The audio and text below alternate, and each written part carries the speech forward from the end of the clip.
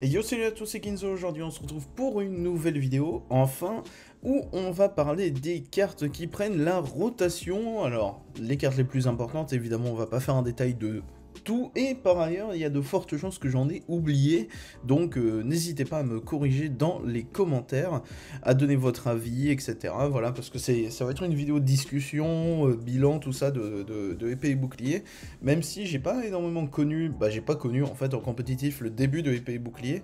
Pour vous dire, je me suis plutôt consacré au compétitif aux alentours de Reign de Glace. En gros, je connaissais vite fait 2-3 trucs, mais voilà, c'est à partir de ce moment-là où je me suis investi dans le jeu, et concrètement, la majorité des trucs que je vais vous montrer, et c'est beaucoup de trucs que j'ai pas trop connus finalement.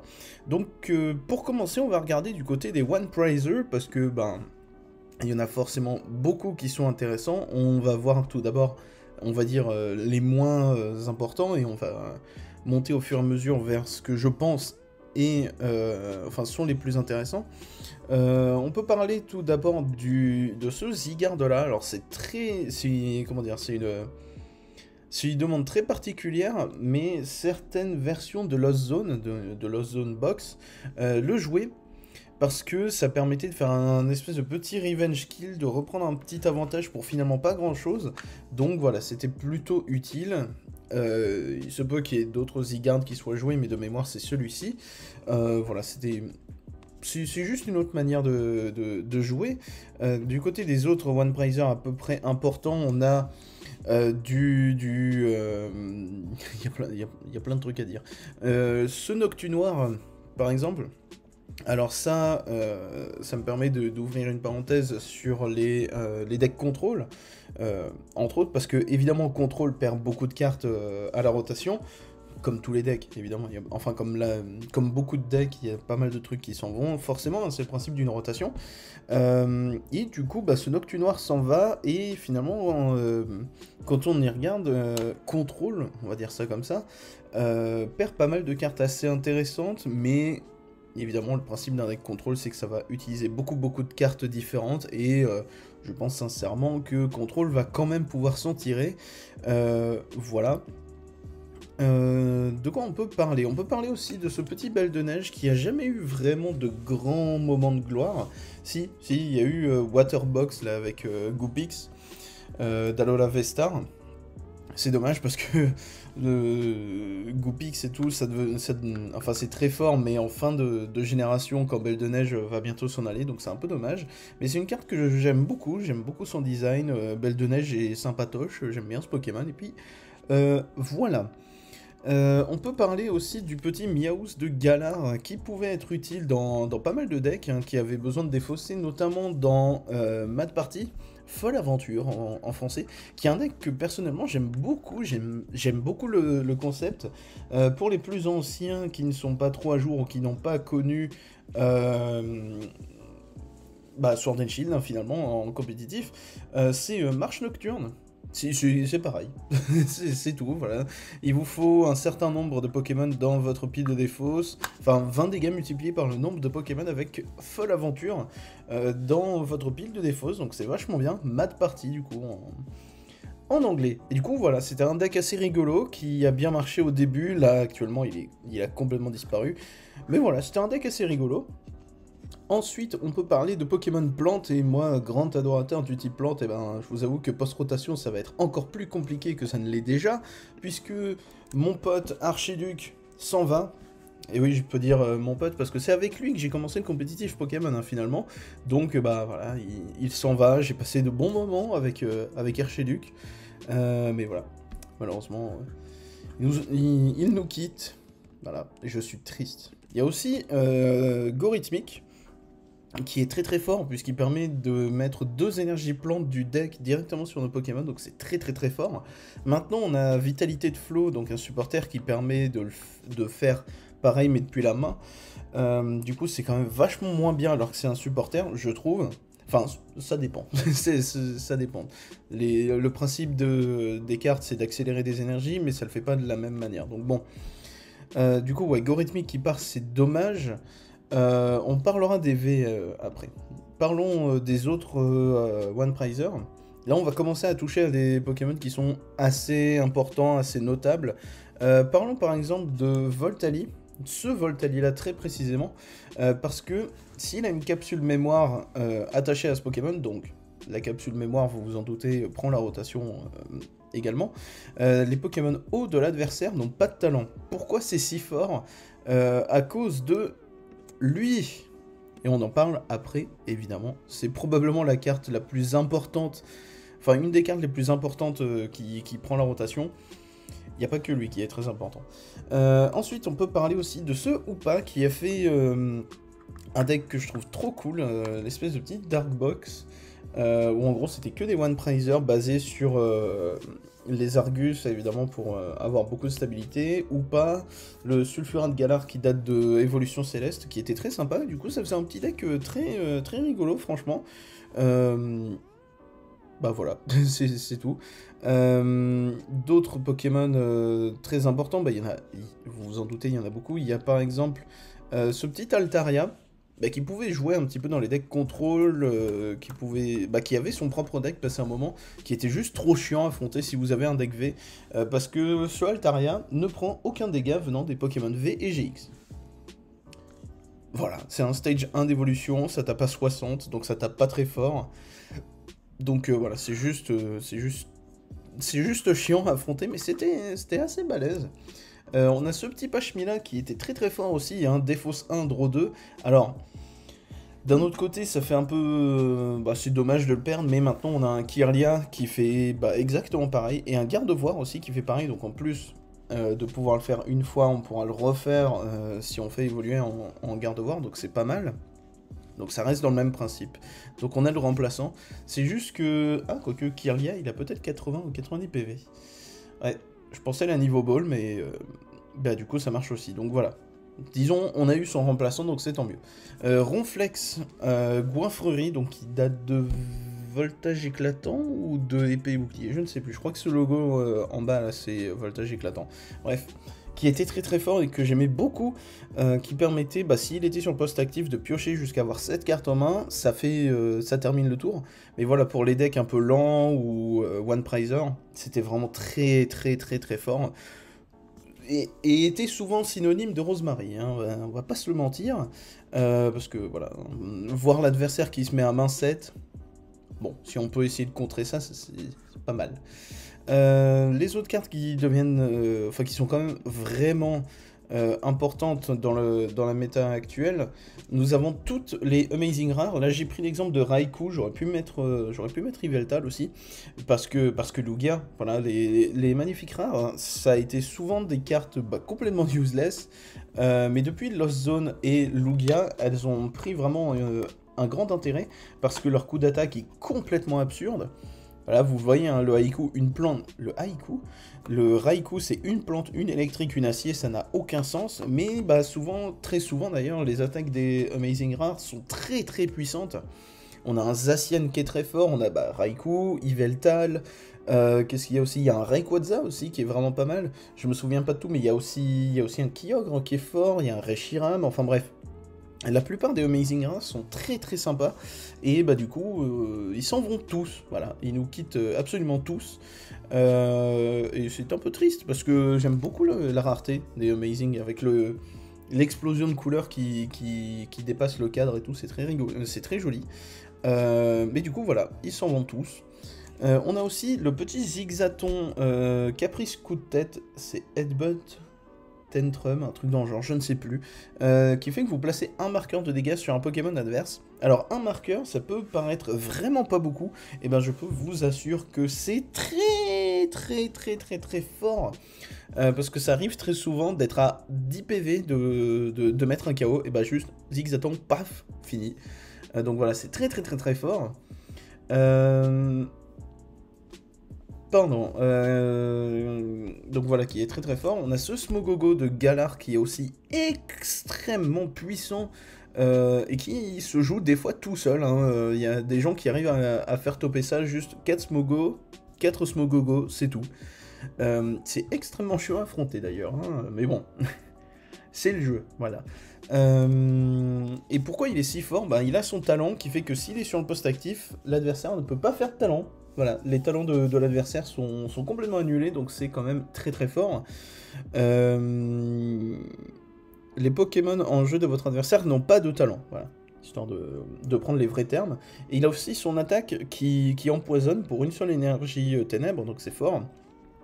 Mais qui place 4 marqueurs au lieu d'un, donc c'est plutôt sympa. Ça permet de gratter un peu, de gagner du temps et tout, c'est franchement très, très cool, j'aime beaucoup, je l'aime beaucoup.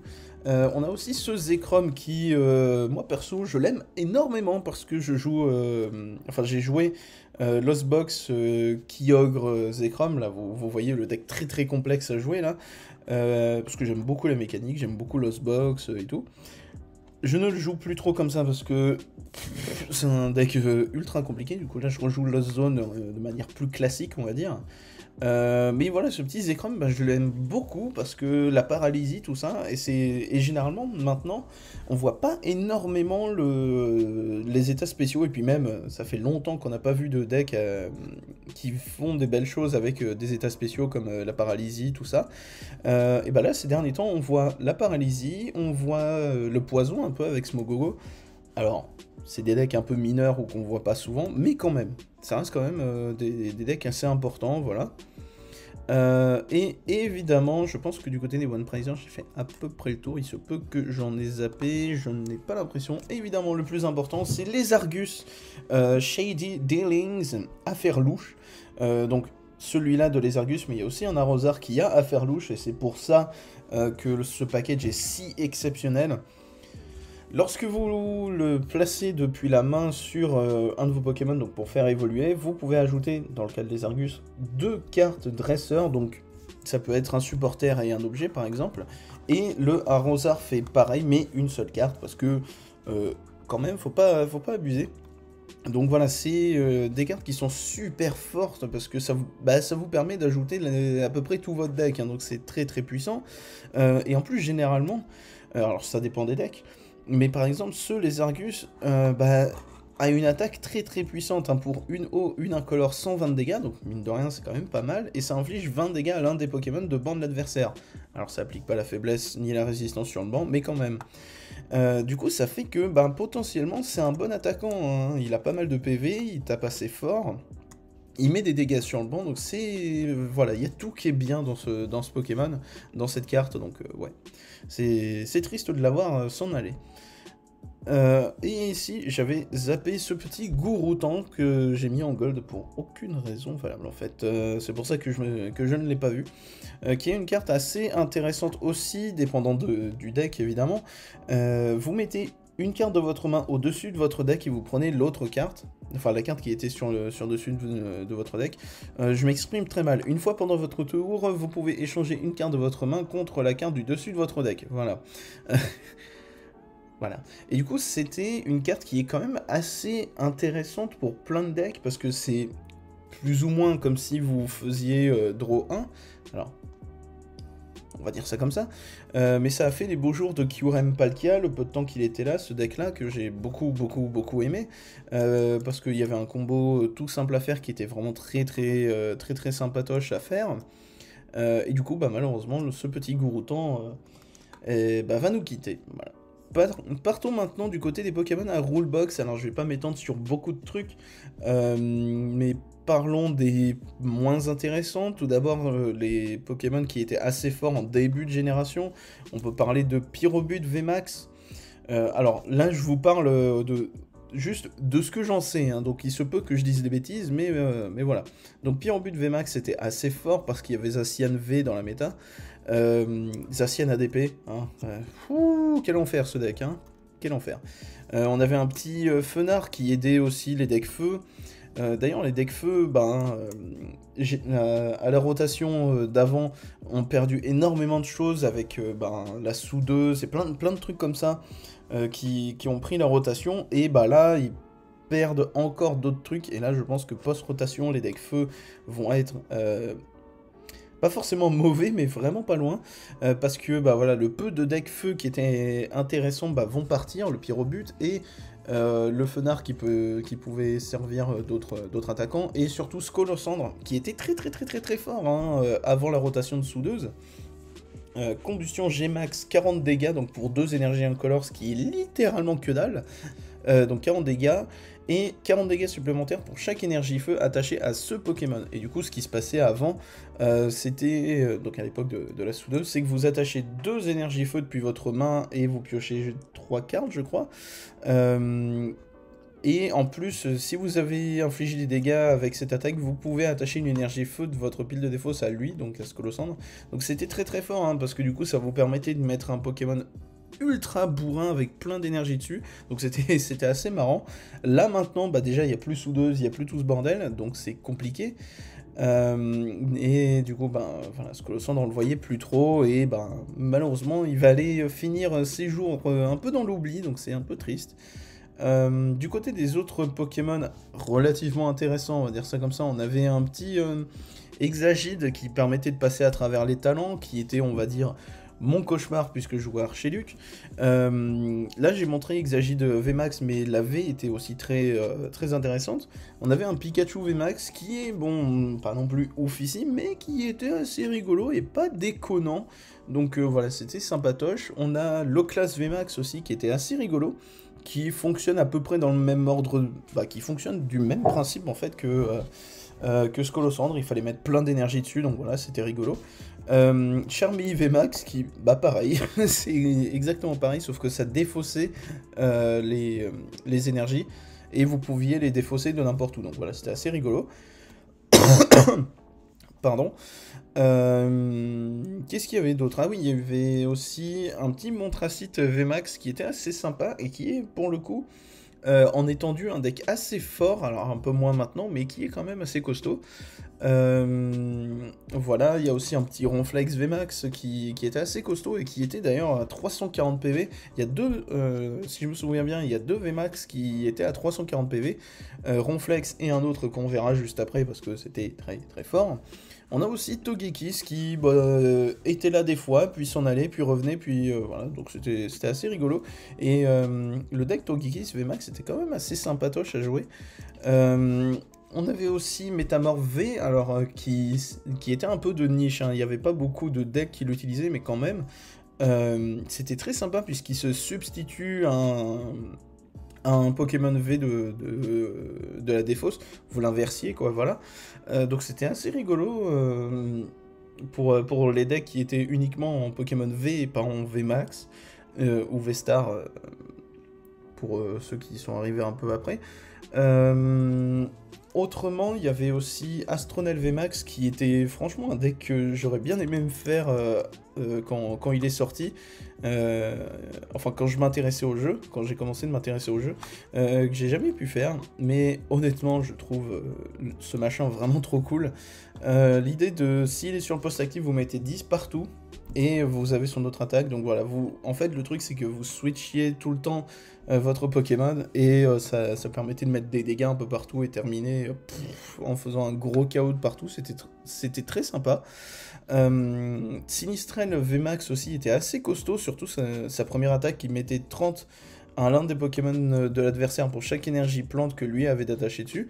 Donc voilà, vous voyez, il y avait un espèce de gros combo entre tout ça, avec Gorithmic, Sinistrel, mais c'était surtout fort à l'époque de Brindibou Noix de Coco d'Alola, le GX Tag Team.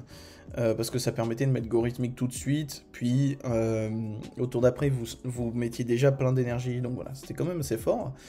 Malheureusement maintenant, bah pareil, hein, c'est un peu moins.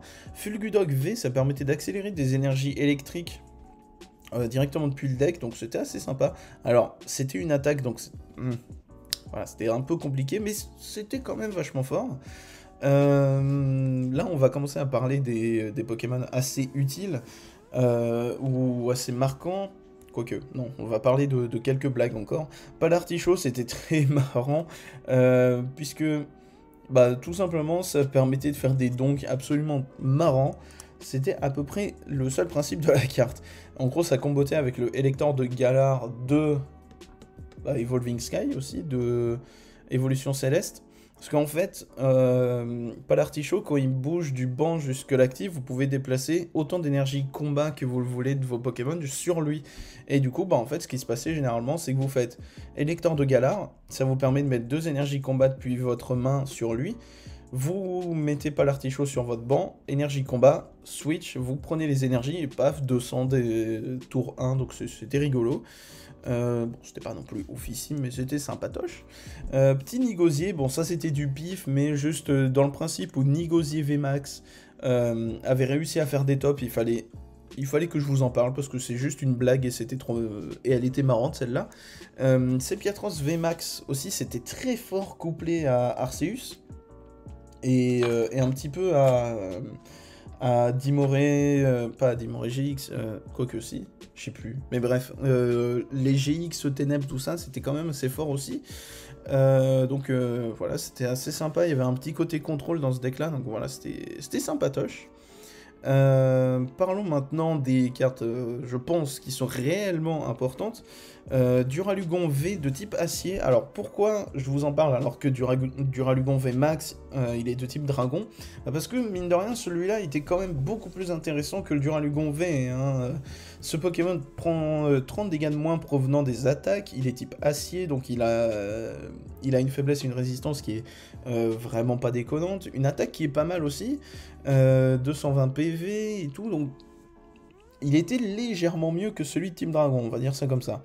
Une attaque qui est exploitable, tout ça, donc, bon, c'est quand même, je pense, une perte assez notable, mais bon, il y a un Duralugon V quand même, hein, vous inquiétez pas. On a aussi Lucanon V, qui est un deck actuel qui est vraiment très très fort, basé type électrique, tout ça, avec Regieleki, qui est vachement sympa parce que ça permet de faire du item lock. Pour ceux qui ne sont pas trop pour l'anglais, on va dire ça comme ça, le item lock, c'est fait que l'adversaire ne peut pas jouer de carte objet. Donc admettons, vous arrivez à faire cette attaque à votre premier tour en jouant en second, et ben vous allez vraiment embêter votre adversaire très très très rapidement. Donc voilà, c'était assez chiant à affronter, on va dire ça. Voilà, on a Dolman VMAX, qui est un deck que j'aime beaucoup trop. Il est trop marrant, c'est un deck de tank, mais genre pur et dur, c'est tout. Et c'est juste trop marrant, c'est du soin tout le temps, vous soignez tout le temps, voilà, c'est juste trop marrant. Voilà, on a Tenefix V qui a été aussi très utile passé un moment. Bah, je vous ai parlé tout à l'heure de Darkbox. Bah voilà, c'était des fois joué dedans, donc ça permettait de faire des méga dégâts pour terminer des games, c'était très marrant. On a aussi, j'espère que je vais pas trop louper de trucs, Eternatus VMAX qui a été pendant très longtemps un des meilleurs decks du format, parce qu'il est très puissant, il a 340 PV, il tape extrêmement fort, il tape pour pas grand chose en plus, une ténèbre et une incolore c'est rien. Enfin bref, c'était exceptionnel comme deck et malheureusement il va nous quitter. Dracofeu VMAX, voilà, enfin Dracofeu s'en va. On attend avec impatience un Dracofeu IX, évidemment, ça ne va pas tarder, on s'en doute. Voilà. Je regarde un petit peu, voilà, c'est pour ça que je fais des un petit peu tout le temps. Là, je pense qu'on va vraiment parler des cartes les plus importantes, mais genre vraiment, elles sont là. Quoique, il y a des fois, j'ai pris des trucs un peu moins importants, tout ça. Blancoton V, qui a été pendant longtemps une staple très utile, et qui, honnêtement, je trouve, est toujours exploitable maintenant. Lorsque vous le jouez depuis la main, sur votre banc, vous pouvez récupérer un supporter de votre pile de défausse à votre main, donc c'est très puissant. Ça peut être très serviable. Alors actuellement on le voit pas trop, mais c'est voilà, c'est utile. Et le fameux Nostanfer V va nous quitter. Quelle carte de ouf, quelle carte de ouf. Vous le mettez sur votre banc depuis la main et vous pouvez piocher jusqu'à avoir 6 cartes en main. C'était excellent comme carte et bah voilà, lui il s'en va et ça fait vraiment mal par contre. Hein, c'est ah, ça fait du mal. Ah oui, il y a aussi cette saloperie, Lancerien VMAX. Je dis saloperie parce que vu comme je jouais Archiduc, bah ça c'était quelque chose qui le contrait totalement. Et il y avait aussi ce Lézargus VMAX qui était assez rigolo à jouer, c'était pas non plus super fort, mais voilà. Je vais essayer d'accélérer un peu le mouvement pour vous parler maintenant des cartes objets, supporters, tout ça. Du côté des cartes objets, il y en a beaucoup qui sont très intéressantes, qui vont s'en aller. Je vais regarder un petit peu au pif, hein, je vous avoue. Alors, il se peut qu'entre-temps, il y ait eu des rééditions d'annoncés. Mais je crois que pour ce que je vais vous montrer, il n'y a rien qui a été réédité pour le moment. Enfin, qui a été annoncé. Je crois. Pokémato, ça permettait de récupérer des supporters, c'était assez intéressant. Parlons des cartes de tuto. Grand saut, ça va faire très très mal au deck haut, puisque ça permettait de tuto 2 énergies haut directement depuis le deck à la main, donc c'était super fort. On avait du écusson métal, donc c'était quoi? C'était Metal Saucer, je crois en anglais, qui était une carte très forte. Ça permettait de mettre une énergie acier de votre pile de défaut sur un Pokémon acier de banc. C'était combo avec Zacian ADP, cette saloperie de l'époque, mais aussi maintenant Dialga Vestar, qui est un deck pas non plus super fort, Dialga Vestar, parce qu'il coûte un peu trop cher en énergie pour attaquer... pour être vraiment utilisable, mais c'est un deck que je trouve vraiment sympa, et malheureusement l'écusson métal, ça s'en va, et du coup... Dialga Vestar, déjà que c'était pas très joué, là ça risque pas de revenir, je pense. On a aussi Ensemble d'évolution qui était très fort, comme son nom veut vous le faire comprendre, ça vous permettait d'ajouter une évolution, exactement, voilà. On avait du Quick Ball, cette carte était oufissime, vous défaussez une carte de votre main, vous allez ajouter un Pokémon de base depuis votre deck à votre main, c'est exceptionnel. Dans le même ordre d'idée, il y avait la Super Ball aussi, mais vraiment l'un des objets les plus importants qui va prendre la rotation, non, c'est... Ah, il y a trop de cartes à présenter. C'est la Quick Ball, voilà, la Rapid Ball, ma voix s'en va. Parce que c'était surpuissant, voilà, ajouter vos Pokémon de base en défaussant une carte, c'était vraiment surpuissant, donc voilà, ça c'est une très très très grosse perte de la rotation, mais bon, que voulez-vous, c'est le jeu, ma pauvre Lucette. Il y avait Motismart, alors c'est pas une carte qu'on voit énormément, mais qui est quand même assez utile. Ça permettait de regarder les cartes du dessus de votre deck et de prendre la carte qu'il vous fallait. C'était combo avec Kyurem VMAX, c'était fort déjà de base, hein, de toute façon. On a Arachuti. Alors, actuellement, on a le Lost Vacuum, donc c'est l'aspirateur perdu, qui fait très très bien son taf aussi, donc Arachuti on le voyait un peu moins, même si l'utilisation est un petit peu différente, mais voilà, Arachuti c'était une très très bonne carte.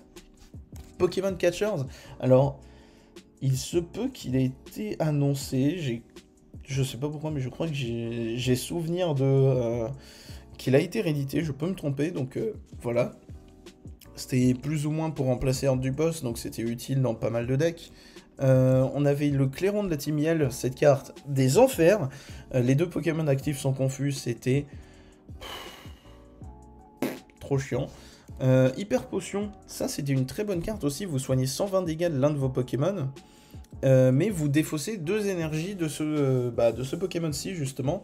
Donc voilà, ça permettait de faire du soin, il y avait toute une mécanique sympatoche derrière, il y a Duralugon VMAX qui l'utilise pas mal, il y avait Dolman, bon... Dolman, c'est plus ou moins une blague, mais voilà, c'était marrant. Qu'est-ce qu'il y avait aussi de très intéressant? La canne ordinaire, ça faisait du recyclage. Alors après, j'imagine que c'est une carte qui soit va être éditée, soit va y avoir une carte qui va y ressembler, qui va être rééditée. Enfin, qui va être éditée, donc... Voilà, ça fait partie de ce genre de carte qui a toujours été dans le jeu ou qui y ressemble. Comme voilà, la Niveau Ball, enfin la Rapid Ball, pardon. Dans Pokémon Écarlate et Violet, on n'aura pas la Rapid Ball pour prendre les Pokémon de base, on a la Faible Ball qui met directement les Pokémon de base depuis le deck sur le banc, donc voilà.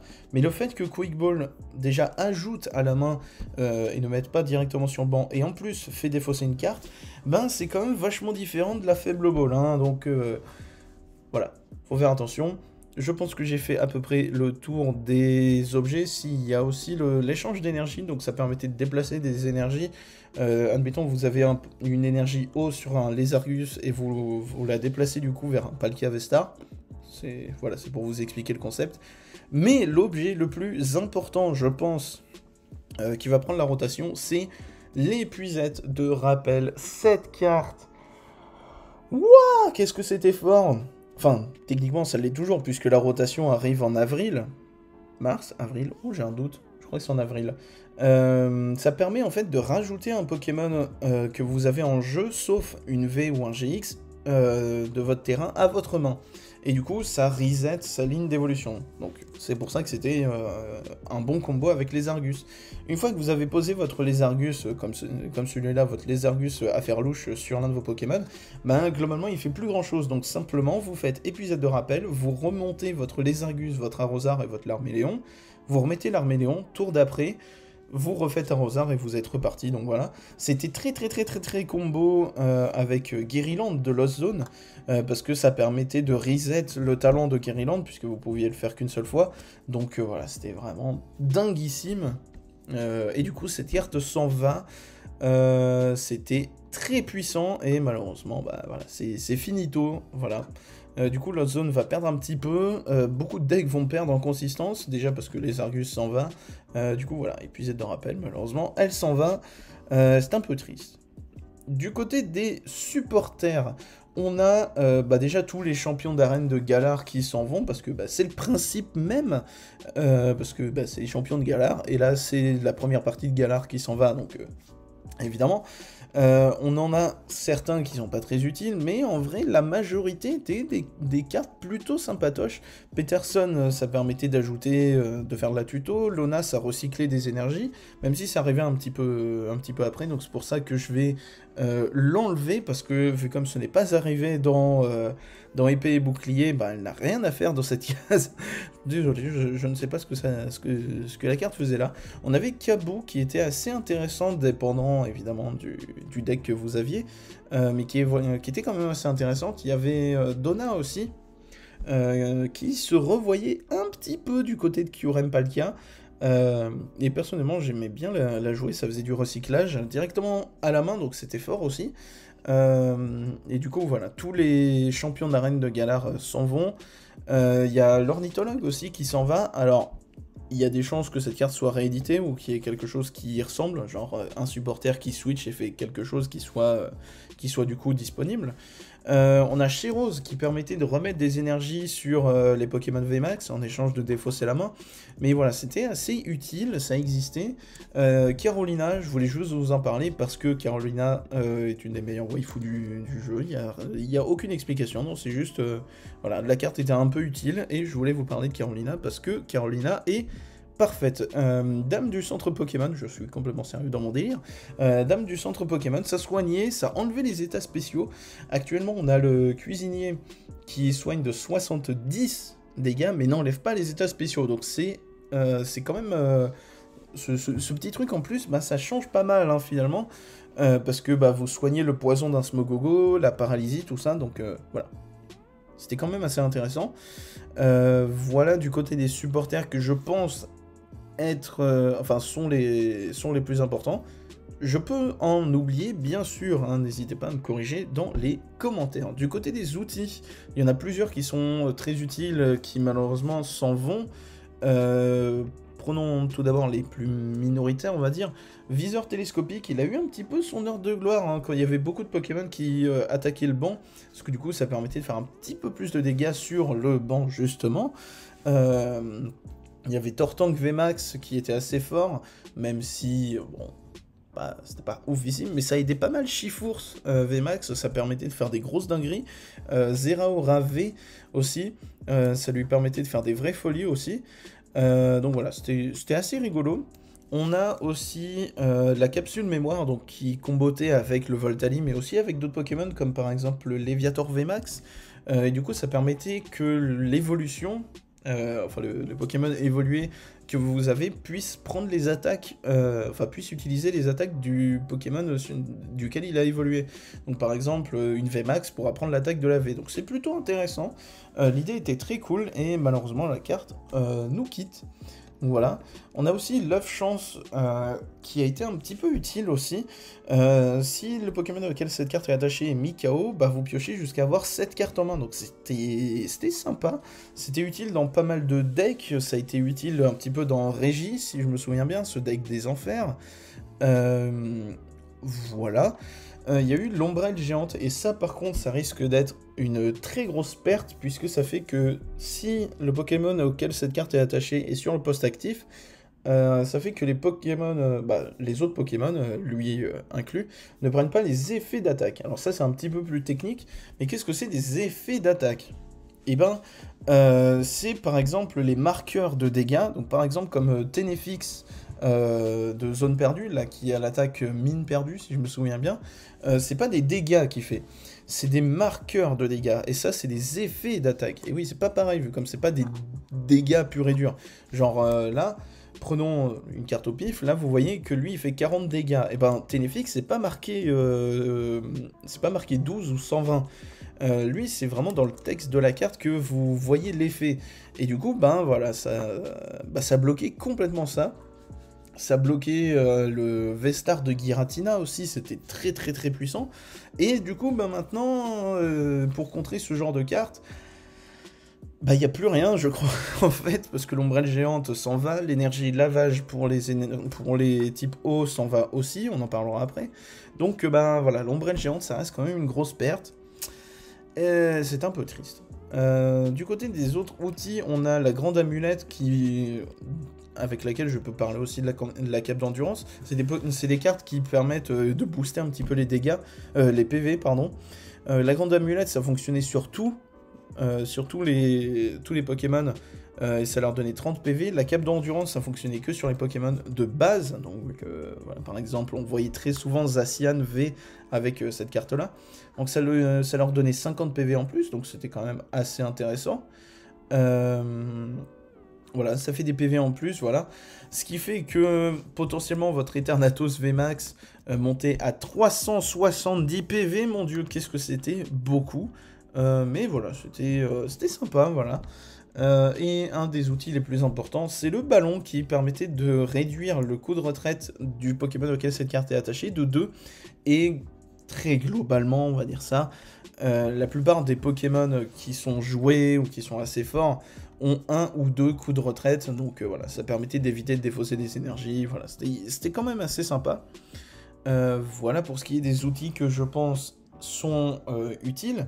Du côté des énergies, alors on va dire le peu qui s'en va, donc il n'y en a pas qu'un peu, le peu qui s'en va, on va dire ça comme ça, c'est une énorme perte, hein, je trouve, honnêtement.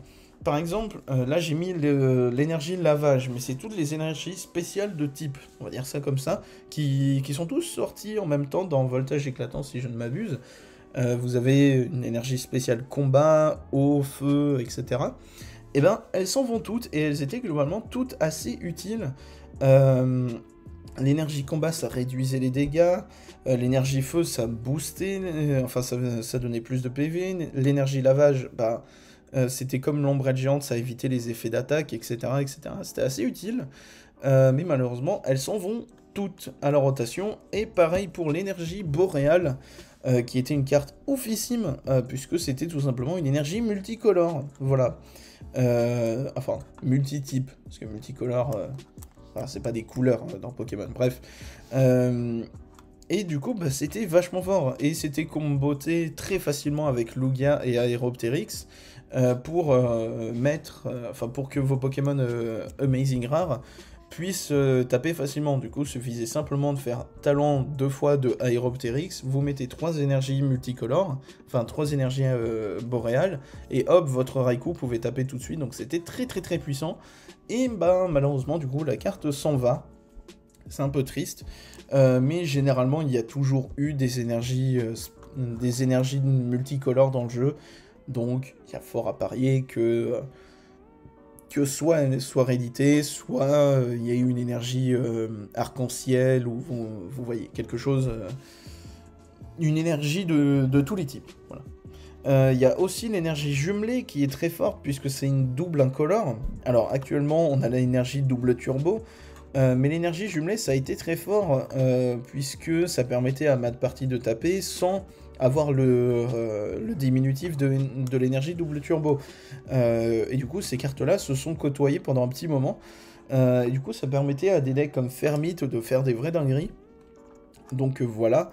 Et l'énergie spéciale qui fait très très mal de partir, c'est l'énergie capture. Ça donnait qu'une énergie incolore, donc sur le papier ça donne pas grand chose, mais lorsque vous l'attachez, ça permet de mettre un Pokémon de base du deck sur le banc, et c'était extrêmement fort, puisque ça permettait de faire des giga dingueries, hein. Vous commenciez à setup un peu votre Pokémon, et en plus vous mettez un Pokémon de base depuis le deck directement sur le banc, donc c'est vraiment surpuissant. Et malheureusement, elle nous quitte. Voilà pour ce qui est du bilan de la rotation de Sword and Shield, enfin de la première vague de Sword and Shield, parce que du coup, tout ce qui est sorti à partir de Battle Style jusqu'à maintenant, ça reste légal. Mais du coup, pour vous dire, ce qui prend la rotation, c'est épée et bouclier, du coup, évidemment. Voltage éclatant, ténèbres embrasées, et l'autre c'est quoi? Clash des rebelles et destinée radieuse.